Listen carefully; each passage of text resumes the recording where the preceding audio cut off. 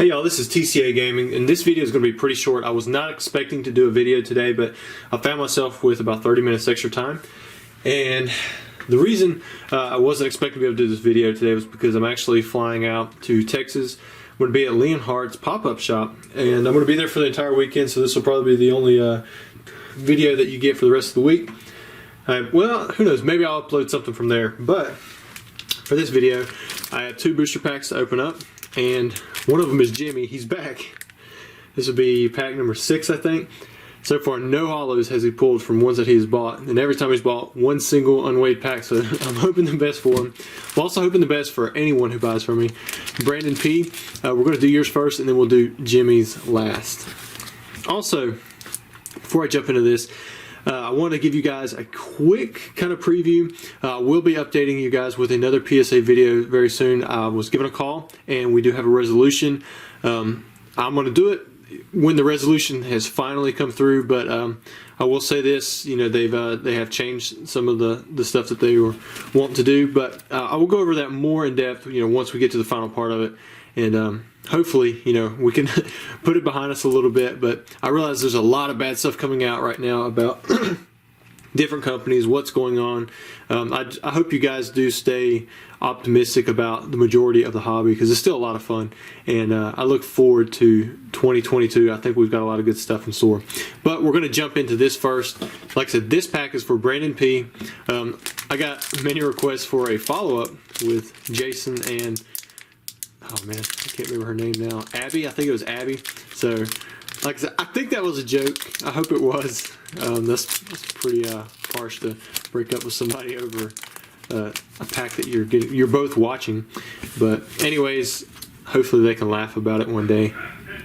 But here we go. All right, so this was for Brandon P. Got a Fervor, Koga's Ekans, Misty's Horsey, Lightning Energy. Also, for those of you who are going to be at the pop-up shop, I hope to see you there. You probably won't recognize me, because unless you just look for the guy who looks really homely, shorts with stains on it probably, and you know, some random t-shirt. But I'll be hanging out with hopefully Charlie. Many of you probably know who he is, but he's a real asset to the hobby. Look at that, Blaine's Charmeleon. That's always a good sign, because maybe that means you got the second Charizard in here. I will say this, I've never seen a double hollow pulled within a box. But, you know, I think I said that about Fossil, and then not shortly after that, we actually pulled back-to-back first edition Articunos, which was really cool. All right, here we go. Oh no, it's the next one. I miscounted. Brock's Duck Trio, not too bad. So you didn't pull the hollow, sorry Brandon, but you did pull the triple hot dog. Got the Brock's Doug Trio, got the mountains in the background. Man, wouldn't it be so cool if Pokemon were real and you could go out and catch these things? Of course, I think cards would probably be irrelevant. But I think that's why a lot of this kind of stuff attracts stuff to people, or attracts people to them. It's kind of cool to think about that kind of stuff. Even though it's not reality. It probably never will be, unless there's some kind of weird breakthrough in science, and they can do crazy stuff like teleport around,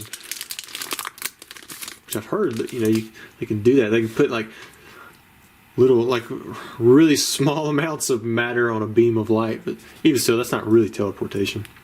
All right, we've got Nidoran, Paris, Voltorb, Geodude, got the Charmander, Sealed Energy, got a Lightning. I think in base set booster packs, a lot of times people pull the Lightning and Water Energy together, and then they get the Charmeleon, or not the Charmeleon, but the Charizard. I could be wrong on that. Oh, and also for those of you who caught me saying these were Team Rocket packs a couple videos ago, yes, these are indeed Gym Challenge. A lot of times when I'm doing these videos, I'm not really paying attention to some of those fine details. I remember calling a Heracross pincer one time, or it might have been reversed.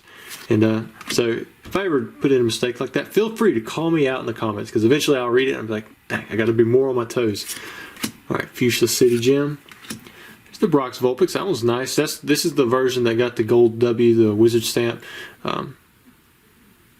right here on the right side. You could get it out of, it was a Top Deck magazine, I believe. Koga's Wheezing. All right, Jimmy. Come on, man. Oh, you got a hollow. You got the Blaine. you know, it's not the Charizard, but man, if there was a leader with the Charizard, it would be Blaine. Look at that. You finally got you one, man. All right. Jimmy had asked me a question that a lot of you are still asking. I don't accept PSA grading like cards for submissions anymore. It's just something that I don't do just because everything's so far behind. Even right now, I think the lowest service you can get is the $100 service. There was a waiting line or something for the $50 service, if I'm not mistaken, but I haven't looked into it too much. And at that point, you guys might as well just go in and submit it yourself, because I'm going to charge a premium. I see how much labor it takes now and how much extra risk I have to take on. So for you guys, if you're wondering, you can just go to PSA's site and hit submit, and they walk you through the process. It's super easy. And I realize it might be hard for some of you who are not in the USA, like Jimmy. I believe there are some services out there that are being offered, like in Europe and Japan, different places. But sometimes it's just better to wait too. Now, as for your Blaine, if this was going to PSA or CGC or wherever else, I'm going to show you, what would probably be docked is that little print line right there.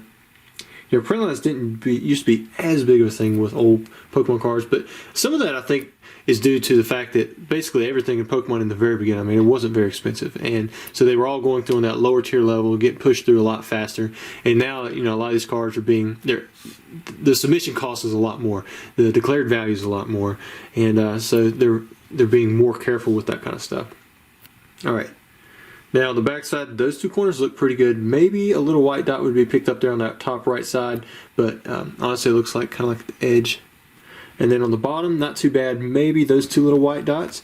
However, those might, can't tell if they rub off or not. They might actually just be a little bit too white dots on the edge. But overall, really nice. I'm happy for you, Jimmy, to finally get yourself a holo. I know it wasn't the Charizard or Venusaur or something like that you wanted, but I'm glad you got this one. Guys, I wish you guys a good time this weekend. I hope to see some of you at the pop-up shop. I really don't know what to expect. I've watched a few of Leonhardt's videos. I think it's going to be great. I've got a few things that I'm going to do while I'm there, so maybe I'll upload a video or something from my phone. I don't know yet. But if you are going, I hope to see you there. Hope you have a good time, if nothing else. And I'll see you guys next week. Thanks.